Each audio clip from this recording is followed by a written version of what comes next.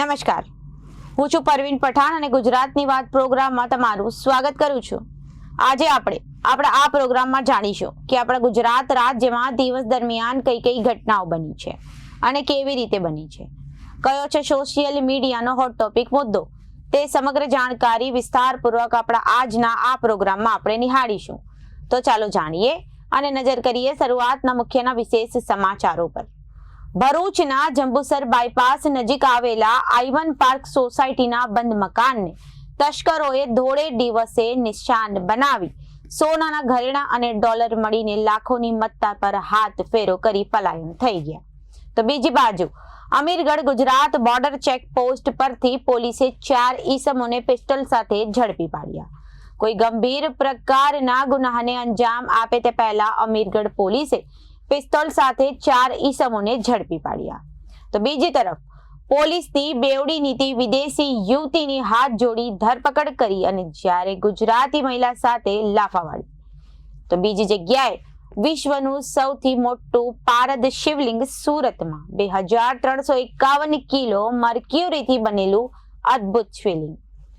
શ્રાવણના પ્રથમ સોમવારે દર્શન માટે મોટી સંખ્યામાં ભક્તો મળ્યા અને બીજી તરફ નવસારીમાં મેઘ તાંડવ, નદીઓ ગાંડીતુર બની કાવેરી નદીના વહેણમાં 1200 સહેલાણીઓ ફસાયા। પોલીસે તમામનું રેસ્ક્યુ કર્યું। બિલીમોરાના અનેક વિસ્તારોમાંથી પાણી ભરાયા।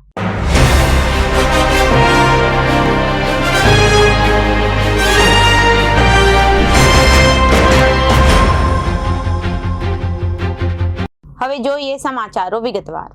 ભરૂચના જંબુસર બાયપાસ નજીક આવેલા આઈમન પાર્ક સોસાયટીના બંધ મકાનને તસ્કરોએ ધોળે દહાડે નિશાન બનાવી સોનાના ઘરેણા અને ડોલર મળીને લાખોની મત્તા પર હાથ ફેરો કરી પલાયન થઈ ગયા હતા।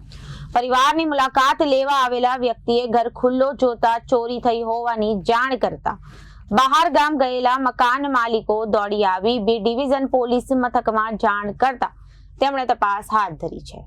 ભરૂચ જિલ્લામાં તસ્કરો બેફામ બન્યા હોય તેમ લાગી રહ્યું છે, કેમ કે કોઈના પણ ખોફ વગર ધોળે દહાડે ચોરીઓને અંજામ આપી રહ્યા છે।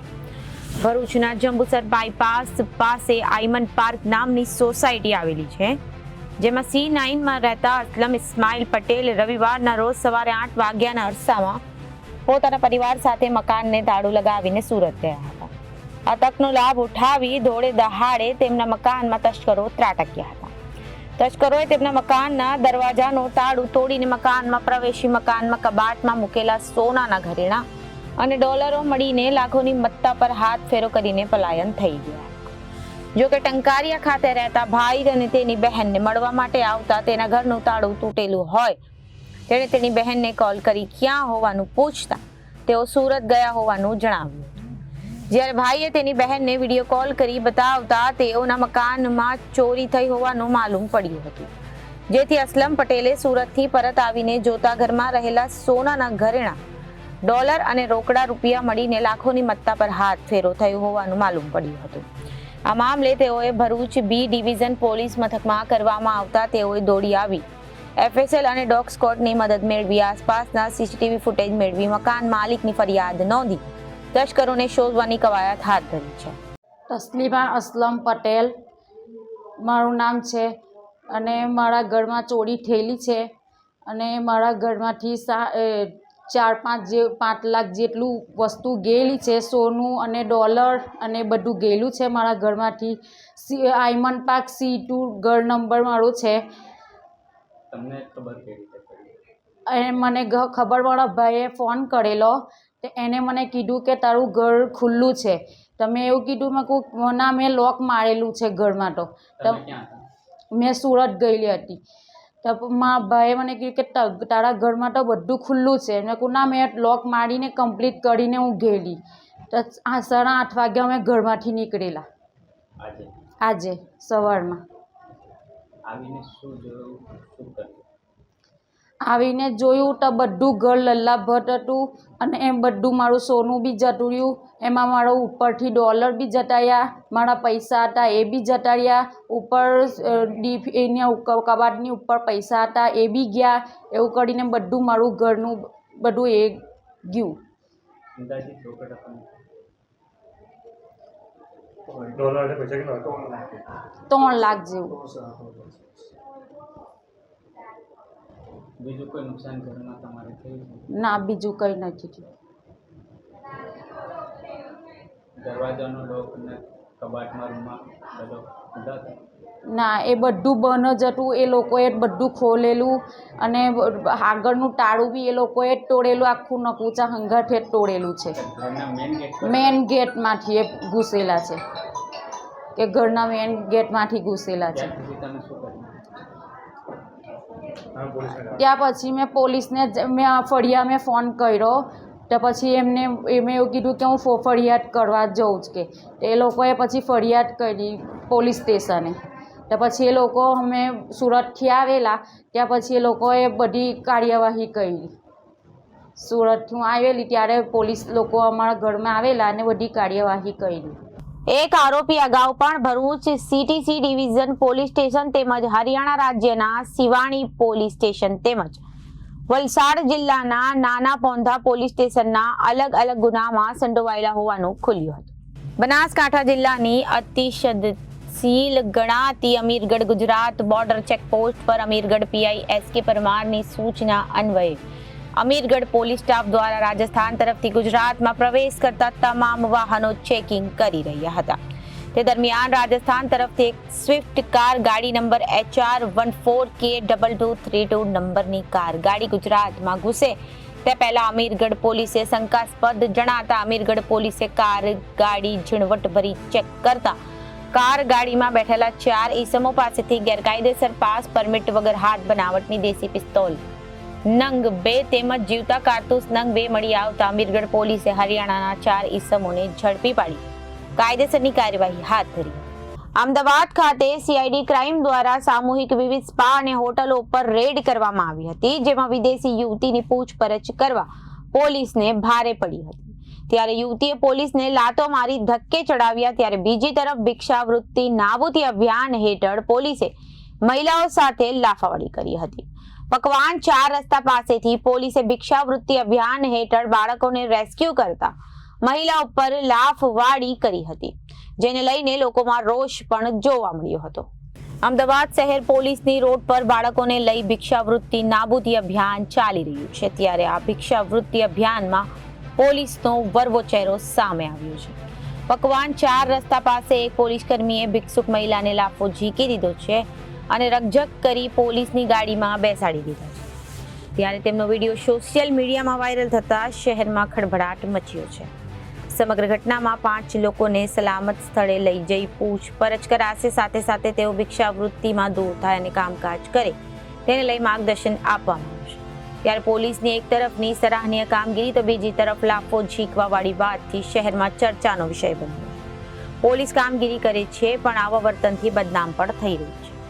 આજથી પવિત્ર શ્રાવણ મહિનાની શરૂઆત થઈ છે, જેને લઈ શિવ ભક્તોમાં અનેરો ઉત્સાહ છે. ત્યારે વિશ્વનું સૌથી મોટા પારદ શિવલિંગની વાત કરવામાં આવે તો માત્ર ગુજરાતના સુરતમાં છે. 2351 કિલોનું મર્ક્યુરીથી બનેલું આ પારદ શિવલિંગ દર્શન માટે મોટી સંખ્યામાં શ્રાવણ માસમાં ભક્તો અહીં આવે છે અને ધન્યતા અનુભવે છે. વિશ્વભરમાં શિવજીના અસંખ્ય મંદિરો આવેલા છે. દરેક શિવાલયનું પોતાનું એક આગવું મહત્વ હોય છે. ત્યારે વાત કરીએ સુરત શહેરના પાલ વિસ્તારમાં આવેલા એક એવા શિવાલયની કે જે અદ્ભુત અને અકલ્પનીય છે.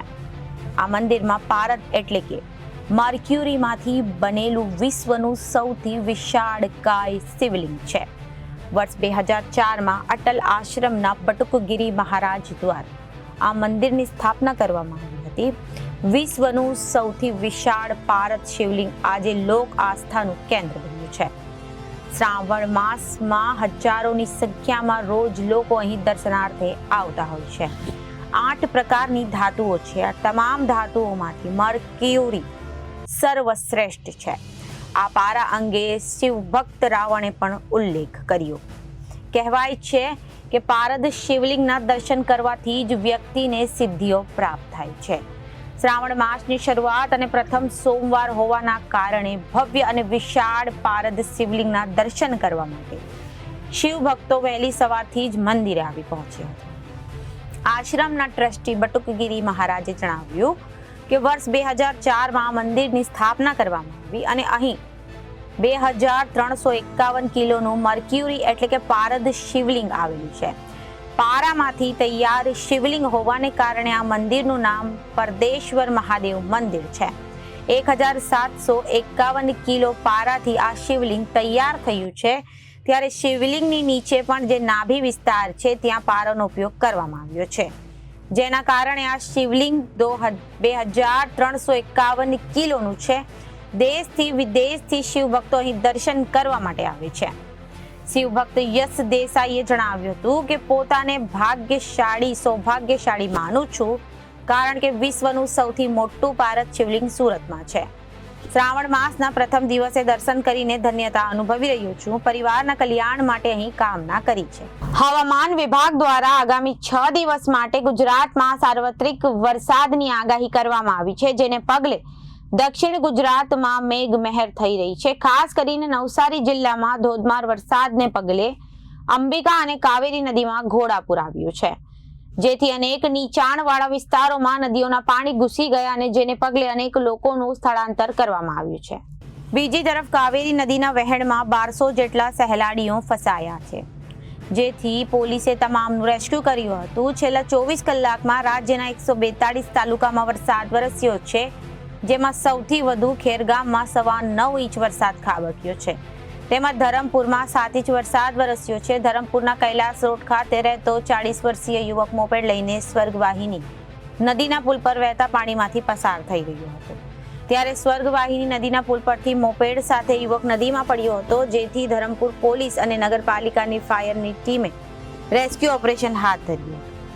નદીના ધસમસતા પાણીમાં તણાયેલા યુવકની શોધખોળ હાથ ધરવામાં આવી છે. ગુજરાતની સાથે સાથે ઉપરવાસમાં થઈ રહેલા વરસાદના પરિણામે ગુજરાતની જીવાદોરી સમાન સરદાર સરોવર ડેમમાં 60% વધુ જળ સંગ્રહ નોંધાયો છે. સરદાર સરોવર યોજનામાં હાલમાં 2,04,901 MCFT એટલે કે કુલ સંગ્રહ શક્તિના 61.33% જળ સંગ્રહ નોંધાયો છે.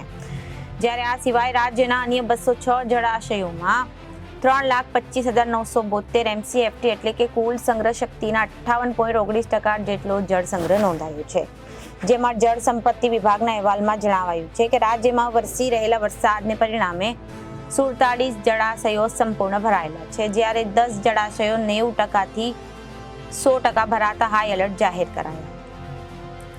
આ સિવાય રાજ્યના 38 ડેમ 70%થી 100% ભરાતા એલર્ટ અપાયું છે. આ ઉપરાંત સરદાર સરોવર સહિત 21 ડેમ 50થી 70% ભરાતા વોર્નિંગ આપવામાં આવી છે, જ્યારે 42 ડેમ 25થી 50% ભરાયા છે. આજે સવારે 8 કલાકના અહેવાલ મુજબ ઉપરવાસમાં ભારે વરસાદને પરિણામે સૌથી વધુ સરદાર સરોવરમાં 92,867 ક્યુસેક, જ્યારે ઉકાઈ યોજનામાં 83,985 ક્યુસેક, દમણગંગામાં 53,456 ક્યુસેક પાણીની આવક નોંધાઈ છે. આ ઉપરાંત દક્ષિણ ગુજરાતના 13 જળાશયોમાં 70.32%, સૌરાષ્ટ્રના 141 જળાશયોમાં 52.68%, કચ્છના 20 જળાશયોમાં 52.15%, મધ્ય ગુજરાતના 17 જળાશયોમાં 45.26% તથા ઉત્તર ગુજરાતના 15 જળાશયોમાં 28.39% પાણીનો સંગ્રહ થયો છે. તો અત્યારે ગુજરાતની વાતમાં વિરામ લઈએ. વધુ સમાચારો માટે જોતા રહો જનાદેશ ન્યૂઝ. નમસ્કાર.